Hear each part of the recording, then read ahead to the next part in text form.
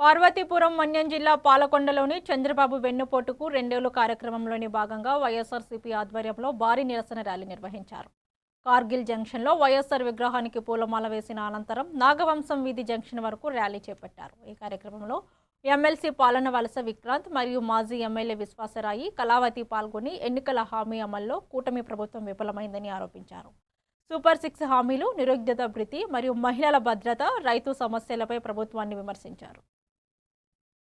మేము రాజకీయాలు చేయడం లేదని కూడా తెలియజేస్తున్నాం. అయినప్పటికీ దీన్ని కూడా సవరాజకీయాలు చేసుకుంటున్నాడు స్థానిక ఎమ్మెల్యే నిమ్మక జయకృష్ణ.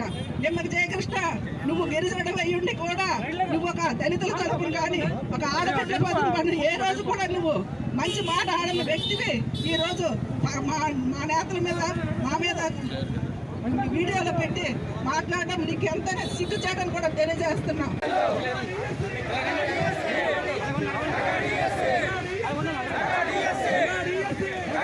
బామిని, సీతంపేట మండలాలు, అలాగే పాలకొండ నగర పంచాయతీకి సంబంధించినటువంటి సోదరులు సోదరీమణులు ఈరోజు